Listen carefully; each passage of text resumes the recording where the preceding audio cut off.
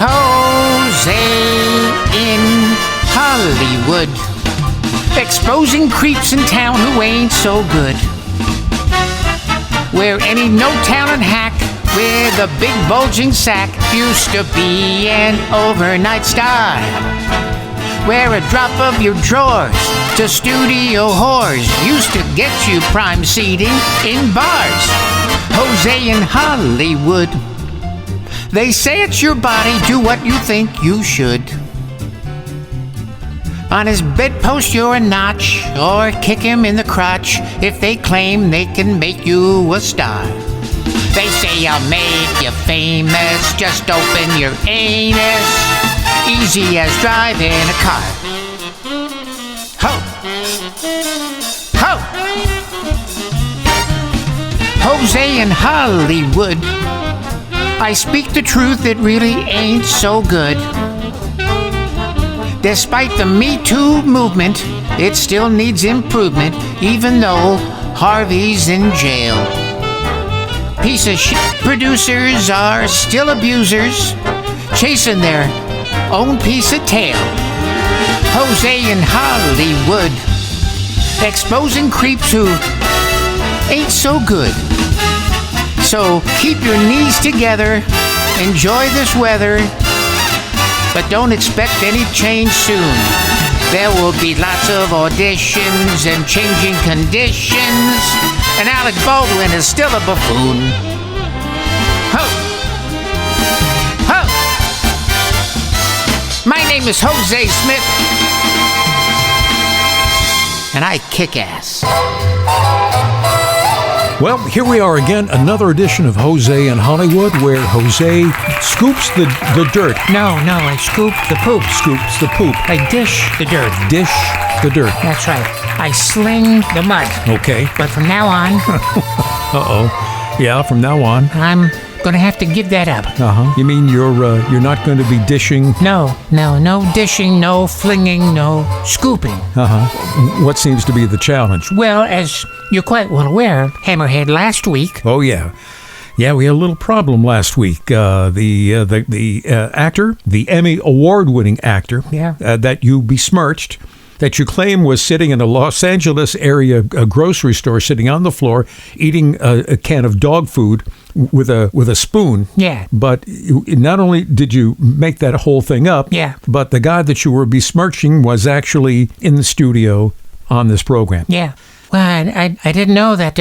I didn't know that you knew him. Mm-hmm. Well, now you do. Yeah, he was. I first saw him.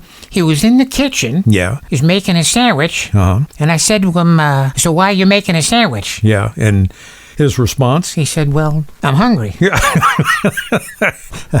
That was pretty basic, wasn't it? Yeah. Uh-huh. Well, the guy that you happen to besmirch, John O'Hurley, Emmy Award-winning actor, I'll have you know that he has guest starred in over 50 primetime network television shows. Yeah. He's co-starred in 5, count them 5, daytime dramas. Oh, yeah, like soap operas. Soap operas, that's right, yeah. And one where he played himself and his evil twin. Oh, yeah. I remember that. Do you? No, not really. That's great. He's co-starred in 3 primetime series, including as Mr. Peterman on Seinfeld, more than 20 episodes. Yeah. You've driven that into my head. And with good reason. He is a well-known Broadway leading man with over 5,000 performances of Chicago. Chicago, that toddling town that's now a piece of crap. Yeah, that's topic for another show. Yeah. He's also starred on stage in Las Vegas at the Wynn Hotel in Spamalot. Oh, King Arthur. Oh, yeah. Yeah, it's good to be the king. Yes, it is. Are you done? No, I'm not. He's also a New York Times best-selling author. Oh, that I didn't know. Mm-hmm. Yeah. Every Thanksgiving, he hosts the National Dog Show on NBC that follows the Thanksgiving Day parade that is the Macy's parade in New York. Oh, yeah, I've seen that. Okay. He's voiced over 15 cartoon voices, including SpongeBob SquarePants. Oh, yeah, he's the king in that, too. Yeah. Well, when you're 6'3", you can get away with that. Yeah. When you're,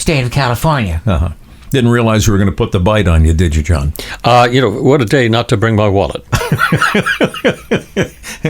5 years as a host of Family Feud, and it looked fun. I know that we talked earlier last week about how many shows we had to bang out at one clip. I'm guessing that by the fourth show, especially when you know that you've got to do 6.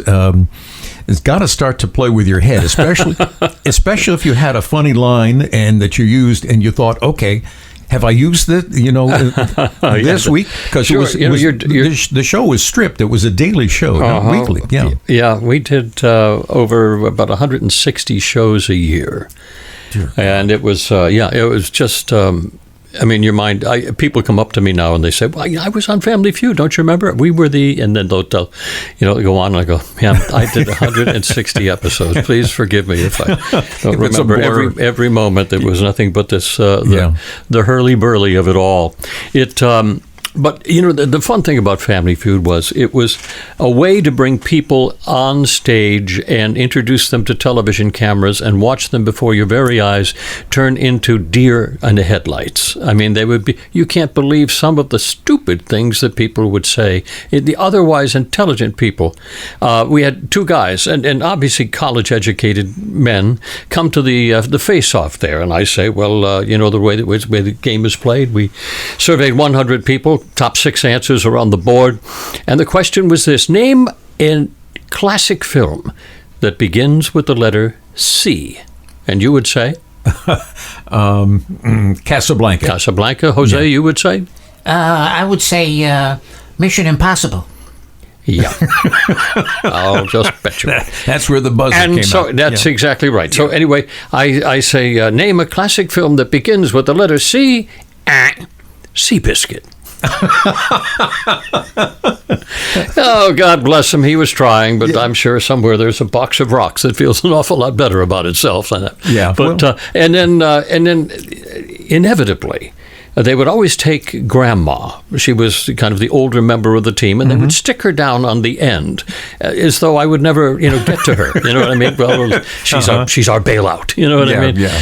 But everybody was going to get asked, so it didn't matter where you put Grandma. Well, Grandma was always traditionally down at the end, and so the question was this: name something you might do to make yourself seem more appealing on a first date.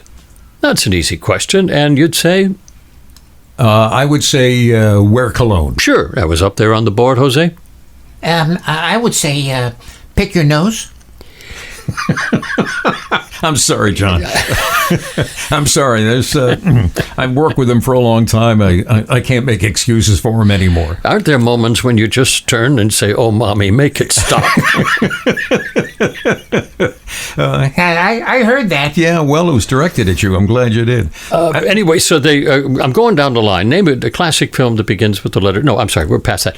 Name something you do on a first date to make yourself seem more attractive. Right. And you're going right down the line, and people are saying, yes, cologne, change your clothes, buy some flowers, whatever, all the way down. I get down to Grandma. And I walk over to her, and it's with the same kind of joie that Richard Dawson used when he did the open mouth kiss. I would do a little kiss on just grab her hand and just kiss the end of the hand, and I would say, okay, let's think back. To a time when you were going on your first date, what would that gentleman have done to make himself seem more attractive? And she thought, and she thought, and she looks back up at me and says, stuff your pants with a vegetable? Dear God. Really? That was my kind of girl. Back in the day, huh? Back in the day, yeah, that old... You could always count on Grandma to pull out the squash or the cucumber. Exactly right. 160 shows a year for 5 years. I imagine somewhere along the line, there are people that try and do a little bit more in terms of performance, taking up time, trying to grab their 15 seconds of fame. Oh, a little bit, but people are very polite when the cameras are on them. And for the most part, I did have, I had one guy who was sitting there at the, name something you do to make a bath seem more appealing. And all sorts of things. You throw in bubble bath. You do all the stuff like that. Sure. Yeah. And the guy looks at me and goes, 401k jelly. I said, what? He says, 401k jelly. And I said, what is... I said, I'm sorry, I must have a large ball of wax in my ear. You said, what? 401k jelly? He says, yeah, like the sex jelly. Did they leave that in? I said, it's your unemployment plan. It's your retirement plan. It's a sex jelly. Dear God. Isn't that funny? Yeah. Yeah, But, you just never know what people are going to say when the lights are on. But that's the fun of it. Yeah. Of course, of course. And the show saw a significant ratings bounce as well once you took over. We did too. But eventually, it was. I kind of knew after 5 seasons it was kind of time to go. I'd been getting a lot of letters from people that were saying the show is no longer suggestive. It's almost just straight out a big penis joke. Mm-hmm. And, it was starting to lose some of its, kind of double entendre quality, and it was becoming less of a family show and more of a whoopsie, what did he just say, that type of thing. Yeah, I'm guessing you had conversations with the producers about that. Yeah, and I would say, no, we can't, no, let's not, I don't like that. I'd throw questions out because I didn't like where they were going with it. And it never got to the point of, being fisticuffs. It was always just, come on, we're better than this, we can, Anyway, we weren't better than that. It continued, and so as the renewal came up, I said, this is probably time we part ways and let it go. And they wound up moving the show to Florida or Georgia. And they said that was the first thing they said is we're going to move the show to Florida. And I said, well, that's good because that's where game shows go to die. It's a big, the old joke about Florida being God's waiting room. Yeah, it is. Yeah. And so I said, no, I really can't. And I mean, that would have compounded the issue about being away so long. And so I didn't. And it was fortunate for me because at the time I was really back on Broadway heavily between Monty Python's Spamalot and also Chicago, the musical Chicago, which I did for over 5,000 performances and 15 years. And so, I was having a good run with that. And so I said, I'm rather focused on that. It's a little better than the game show. I've done my run. Back to Seinfeld for just a bit, because I remember you had said at one point that you were amazed at the table reads that the show didn't read funny. The first table read. When I got up they hadn't quite finished the episode. Seinfeld was the most disorganized show on television, and they never got around to finishing the script by the time that they did the network table read. So there was only about 2/3 of a script there, and but I remember at the end of it, and I called my manager and I said, "This is the #1 show on television." I said, "It's not funny." I said, "It's not funny." Well, I was wrong. They were right. What I didn't realize is, and I had education coming to me, was the show doesn't read funny. You can read a script of Seinfeld and go, it's like chuckle funny. Sure. You had to watch it be performed. And the scene was funny because you read it like it was a drama, like it was out of Streetcar Named Desire. Out of Death of a Salesman. It was this passionate, desperate plea of the common man, and usually it was in the hands of George Costanza, and that was the beauty of the show, and you had to recognize that was the style of comedy. You had to play it fast and hard, and with the passion of a drama, and then the show was funny. And if you the biggest mistake you could make would be to take the energy out of your performance. Mm-hmm. Everything had to be up at the highest level for the show to work. And if you look at the early episodes, you'll see that I'm correct about this, that they lacked a sense of energy. And if any character in that show drops, you can't get it back. Yeah, absolutely. And it's amazing because you're right. When I watch the first or the second season, that's exactly the sense that I get. I mean, it's funny, but it doesn't have the energy or the sharp humor that it did in later years. Yes, exactly. And or the physical comedy. that came in too when Michael started to feel, when he started to really feel his oats with that character of Kramer, and the same with George. When Jason really started to let go with that raw. I mean, he is Jason is one of the most tour de force actors I've ever seen. I mean, make no mistake, that man can go. He'll go Cosmo on you very quickly, and I tell you, it's you don't want to be around there. I mean, it's a powerful. That's a powerful little man. A lot of energy. Yeah, it's tremendous. Wow. Well, again, you've been blessed to be able to do so many different things. We talked about no less than 15 different cartoon voices. Yep, I did that. And continue. Those continue on. I don't do as many or as many different ones. I've got some of the new ones, like Monster High and. Gosh, I forget the names of them. It's because I don't watch them. That's probably why. And the truth of animation is that I'll record something tomorrow for something that will air next year. Yeah. And so you really you can't claim that you're going to remember everything, and I certainly don't. Sure. How concerned are you that AI is really going to have an impact on the business, with not only with just voiceovers, but also with all different forms of voice acting? I look to the union to really empower them to protect us on this.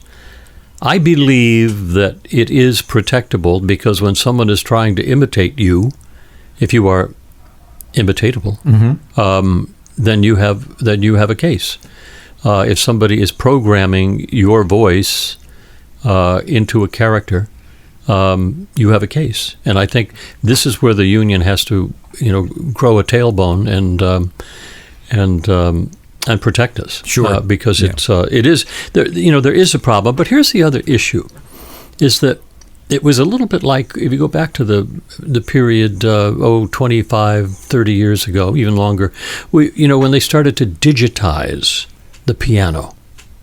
And they said, well, my goodness, you can basically play anything now off a keyboard or off your with synthesizers. Yeah, sure. Or with a computer screen. You can basically create any note you want to. And I said, the one thing that was missing was the warmth.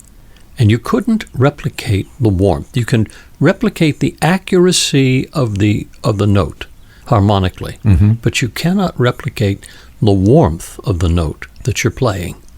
And that comes from human performance. That's the only way it comes. And the same thing, I think, with the human voice as well. And I think the physical or the video of the performer as well. You can't replicate the warmth of that character.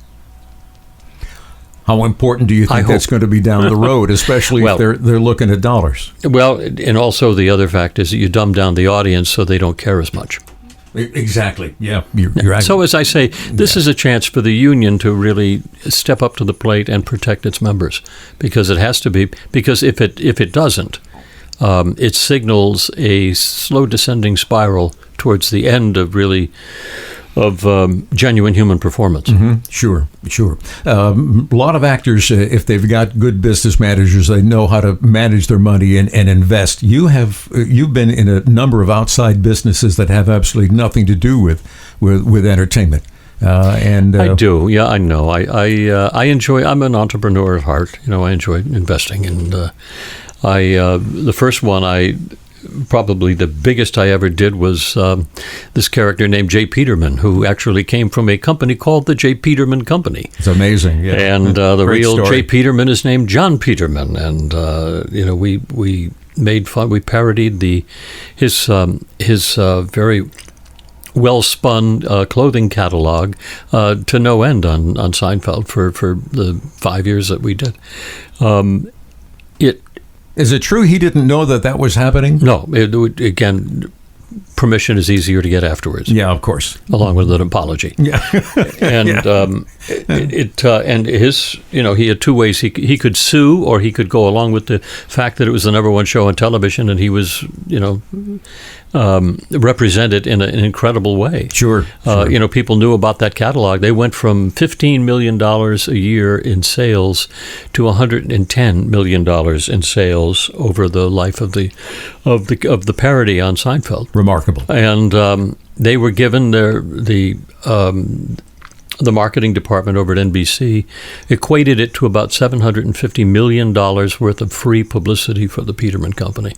So anyway, long story short, they went bankrupt 2 years after Seinfeld ended. How did that happen? They had extended too long into bricks and mortar type of I remember that. Yeah, bricks and mortar stores, in addition to their catalog company, and those are two different business menus. You can't combine them. Very few companies have ever had a really great store and a really great presence on the internet. Did they really have enough or catalog? Not so much inventory, but just in terms of selection of products to fill a store, even a small. Oh yeah.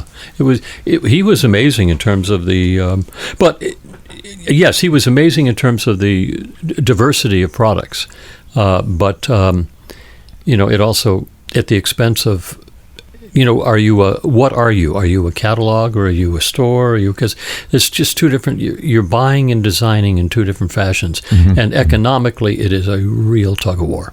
Well, he got the worst end of that, and in 2 weeks he went bankrupt. And called me one day. I was in New York, and called me on the phone and said, "I've got the intellectual property rights back after the bankruptcy." He said, "Do you want to put the club or the company together under our parallel strengths?"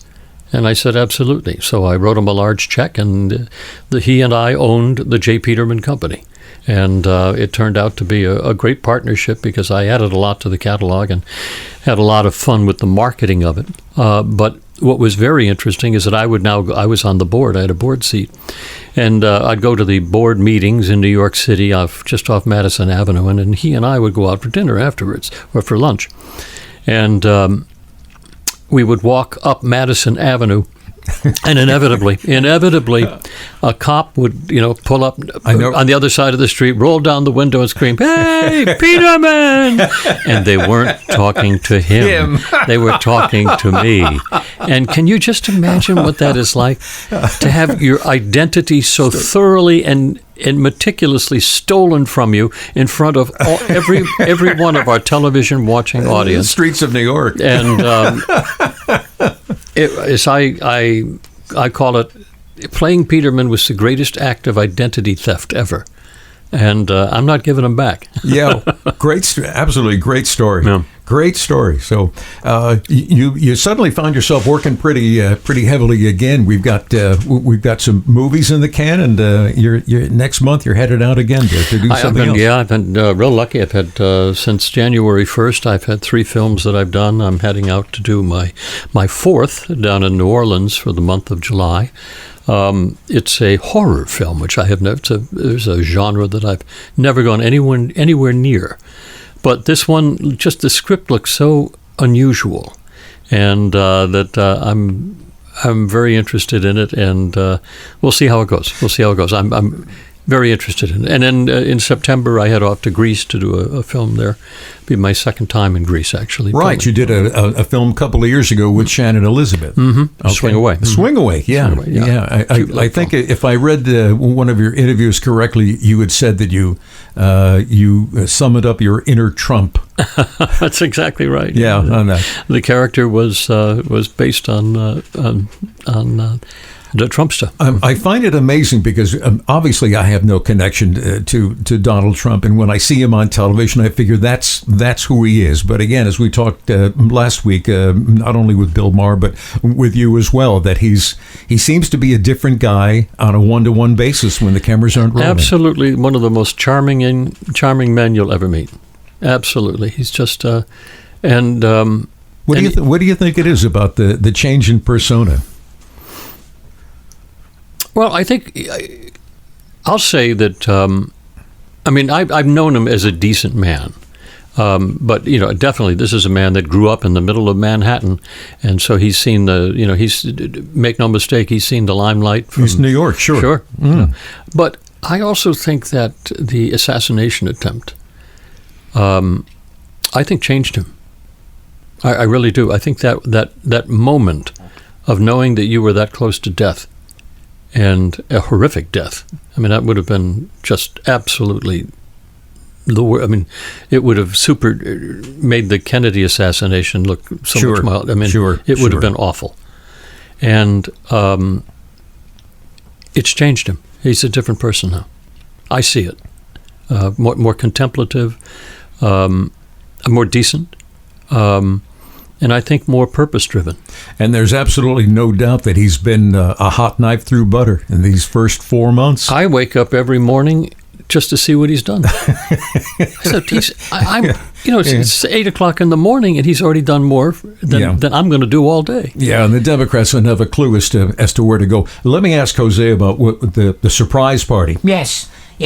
John, I just want to let you know that the surprise party, when people ask me, how do we feel about this issue, or what are we going to do about that? What's your stock and trade answer? I always say it's a surprise, and that's how I like it. And I only want to be in show business and politics to show myself a good time. Doesn't really want to govern the state of California. No. I just want to be able to show myself a good time, have lots of friends who only like me because I'm famous, and again, it's all about wasting taxpayers' dollars. So you take it, you show yourself a good time, and then when the money runs out, you have to go to them and say, sorry, folks, give us your money. And as a politician, that's it's what he believes that, where he needs to be. Well, I admire you for having such a strong a sense of values. Yes. Well, it's all about politics. As the formerly and lovably corrupt mayor of Fagaria, I learned my craft, and I want to be able to apply it now.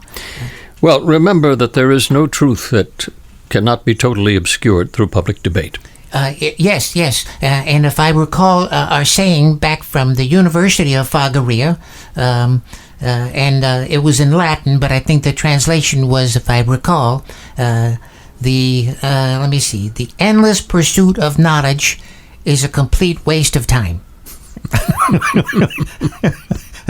And with that, I shall offer my absolute deep thanks for you to swing by and spend some time with us knuckleheads here on the Hozay in Hollywood podcast. Hozay is still working part-time as the Hollywood Gigolo. I don't know whether you knew that or not. Yes, satisfying older, wealthy women whose husbands are away on business for the weekend. So I arrive, I satisfy, I depart.